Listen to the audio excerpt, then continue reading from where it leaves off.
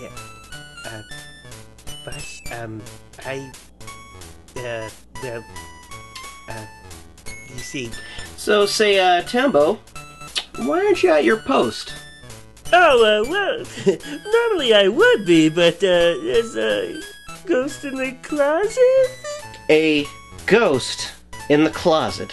Yeah, I mean, maybe wondering if you would, shoo it away? Tambo, as I open myself to the obvious joke, there is no such thing as... Boo, I'm a ghost. Wanna play a scary game? Team Ghost is crossing off again! I will not tolerate obscure references in this house.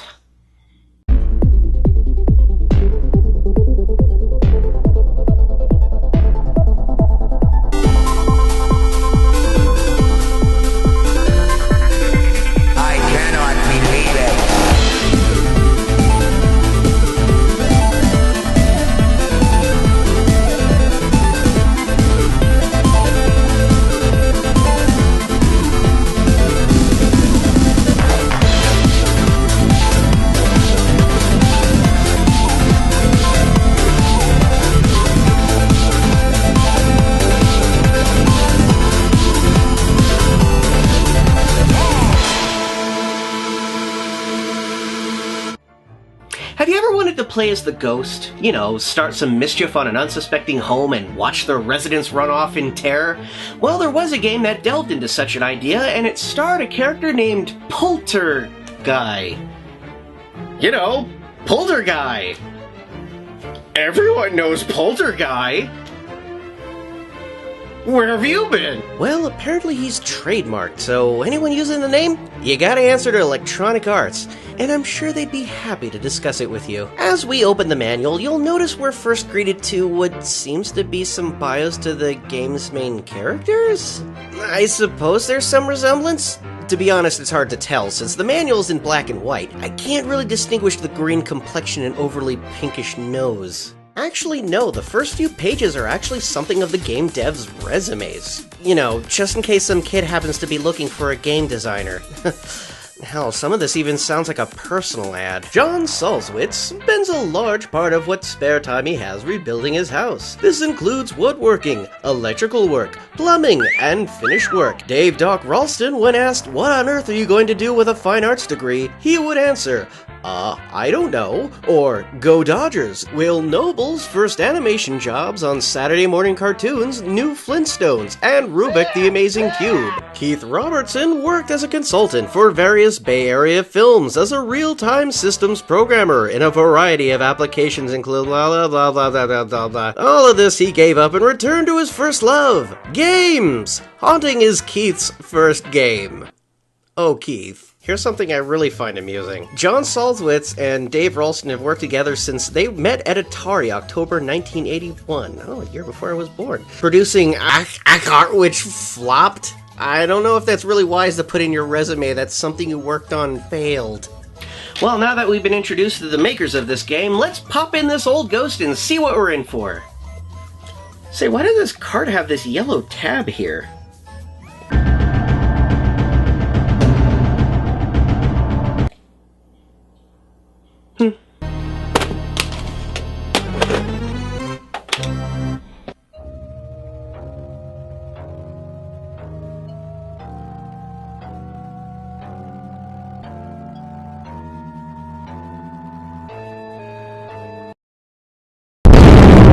So this Polterguy happens to be this teenage Slimer with a Bart Simpson haircut, complete with 90s attitude. Just by looking at him, I can deduce that his voice may be close to something like this. Dude, death sucks. I had a lot of things I wanted to do, and becoming a ghost was not, like, real high on the list. I mean, not having to go to school is excellent, but all these dungeons I have to hang around are uncool. They make study hall look like a rave. So, Polterguy is the ghost of a dead teenager who died using a faulty skateboard made by a profit-driven corporation owned by Vito Sardini. Well, this concept isn't foreign, naturally. If movies and TVs have taught us anything, it's that corporations are evil. You see, dudes, skating and being excellent is really awesome. And being young and cool is the most excellent thing of all. And God help you if you are an unexcellent business in our young society, dude. Vito isn't the only one you're after. Apparently being rich and evil runs in the family, as you're also vowed to make his wife and kids' lives a living hell. The daughter's role model is the inventor of DDT? Well, we better put a stop to that. She may grow up to be the next Hitler, or worse, a video game critic. As you spot the Sardinis entering their new humble abode, it's up to you to scare them by any means necessary, bringing in the game's most unique gameplay feature, using your surroundings to your advantage. The basics are to find each of the 4 family members within the house via a useful map when you pause, then enter in a number of items around them that give them the heebie-jeebies, and the more heebie-jeebies you give them, the more likely they'll run out of the house, leaving their loved ones behind? Sorry, darling, I know I spent 20 years together, but ghosts and all that. Oh dear, sorry children, but my maternal instincts suggest I leave you both alone in the house of danger. This family is the real monsters. No. Come to think of it, Polterguy's intentions are fairly mean-spirited. Sorry for the pun. I mean, don't get me wrong, I understand he's doing it purely on the fact of revenge due to his wrongful death connected to an evil corporation. But it does kind of prove a theory that I've had for a couple years now. Ghosts are dicks. The game hosts a huge number of different scares, frightums, all uniquely animated, ranging from pretty gruesome, silly and strange, to disgusting. I can imagine the development team coming up with all these different ways to present scares to unleash against the family. A lot of them are pretty inventive and take advantage of the era's, shall we say, more relaxed use of imagery? Though I guess it all seems pretty tame by today's standards. This was made around the time Mortal Kombat was... yeah. There's a wide variety of creative stuff, although, I mean, it gets a little weird when Salacious B. Crumb exits a toilet and starts flinging poop all over the place. Even the family's reaction can be pretty priceless too, or maybe as disturbing as the haunting imagery itself. A child urinated all over herself in pure terror. Priceless. We should send this to America's Funniest Home Videos. That used to be a thing back then. The scarums are fairly easy to control. Furniture with a blue spark simply need to be entered and exited, kind of like a trigger. The shaking fascinates each family member so much, they have to walk over and look at it, ultimately getting scared.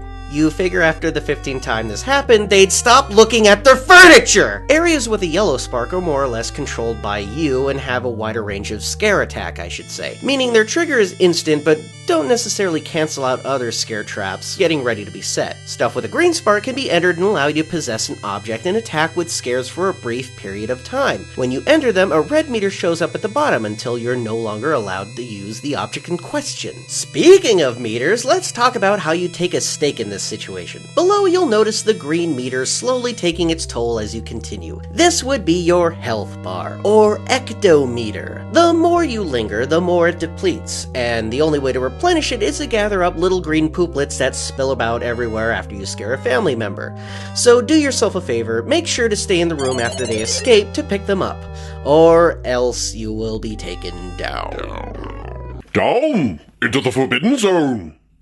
Or dungeon, I don't know, who cares? Yes, the dungeon, a quaint little piece of the afterlife built deep within the depths of the underworld. Here within the comfort of stone walls, you'll be greeted by your friendly neighbors. Enjoy the natural wildlife, and bask in the many generous offerings. Just be sure not to step too close to the swirling vortex of fist. All this can be yours if the price is life! To escape the dungeons, you have to collect the many green drops of goop, ectoplasm. To return home? Egon explained it better, trust me. You know, as much as I hate the many deadly hands, bats, and skulls, your worst enemy is the jumping! Needless to say, if you spend too much time getting hit in this realm, you're doomed and, well, the game is over. Only to continue at the very beginning? No! Will this continuous nightmare never end? Once all the members of the family are out of the house, it's only natural they move to another. So it's time to do this all over again until they're, I don't know, homeless, I guess. The further you go, you'll be greeted to a dog whose fifth sense tends to seek you out and damage your ectometer. Though to be honest, the dog has never really been a huge threat to me. You hear him bark, you avoid him, and he just walks right past you. Then there are these green spirit heads that you have to kick away once in a while, so I guess there's also that. Through the whole game, there's only 4 houses to terrorize, and along the way, you can pick up new powers that will show up at random. I think. I haven't really figured it out. I think there are these red letters that drop in the dungeon or something. Dog off is pretty self-explanatory. It gets rid of the dog.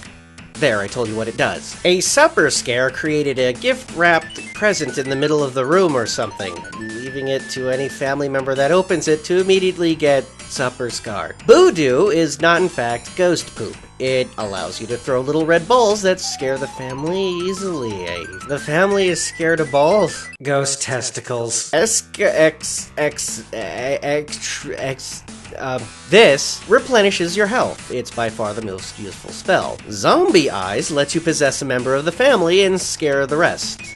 I never used it, so no footage, I apologize. Here's a reenactment of the events. I'm Vito Sardini, and I'm possessed by the ghost of Peter. And I'm your daughter, and I'm scared because you often hit me when you're possessed by ghosts named P-Dog. No, why?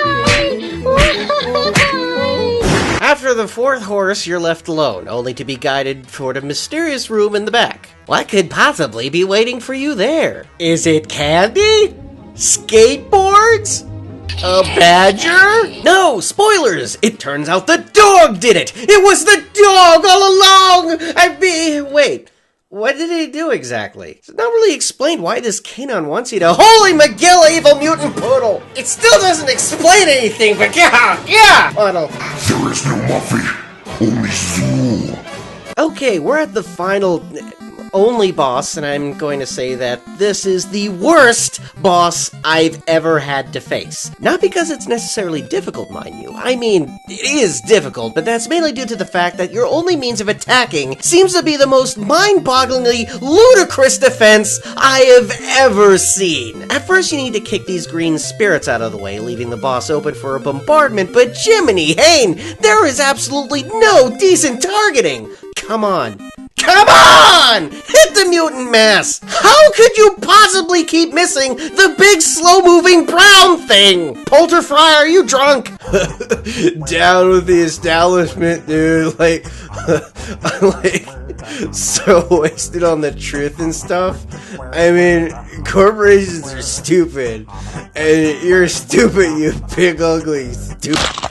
If you're lucky enough to even survive that mess, you're greeted with the final form, where it starts to form into big walking brains that can clone themselves. Yeah, that's the next logical step to take this, I suppose. Okay, whose idea was this? Was it you, Keith Robertson? I knew there was something off about you, this being your first game and all. What is up with this weapon? This is the only means of attack, as they go straight over their heads, or brains. I mean, it's impossible to get them as they move so fast and they have to be at the farthest end of the screen in order to get hit. Not only that, they start to split into 2 the moment you actually do get to attack. The mere touch drains your health, and it's back to the dungeon world. I finally managed to figure out a kind of pattern to this madness, but it really took a lot of trial and error. Eventually, I defeated the evil brains, and I managed to become a real boy! I have a second chance at life! From here on in, I'm gonna be a better person. I'll do what I can to help those in need of it, to serve and protect the less fortunate, to finally be the selfless human being that this world deserves!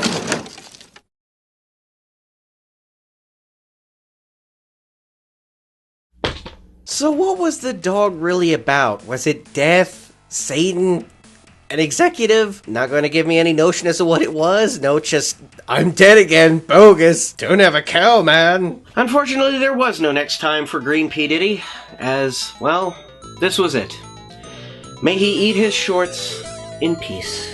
This was actually a pretty fun experiment of a game. Pretty unique and held a lot of promise, but really there isn't much more to it than what it was. There isn't much at stake as your goal is to just dive into objects over and over again until family members run out of the house. And while it is the fun to scare the living pants off the evil corporate family, the payoff is not really worth it. I'm honestly really curious how a game like this would be handled today. It was pretty fun for a while, but the only thing that makes me want to return is to see what kinds of scares I missed in the various objects and rooms. Overall, Haunting is another one of those games that was a fun idea for as short of a time it lasted, and it's worth a try, but Polterguy is just another almost hero. Well, that's Haunting starring Plastercast, and like many games of the past, it's become a ghost of gaming history.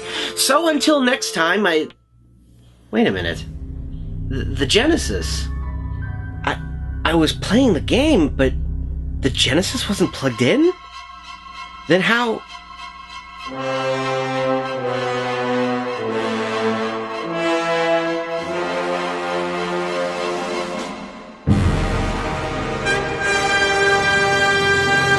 Oh, wait.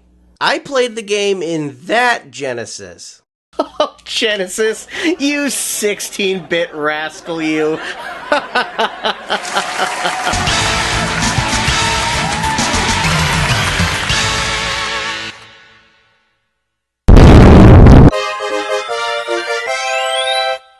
Thanks for watching. You can help the show by liking and subscribing, and be sure to watch other eHeroes episodes on the channel, and also check out our Patreon. That's just the excellent thing to do.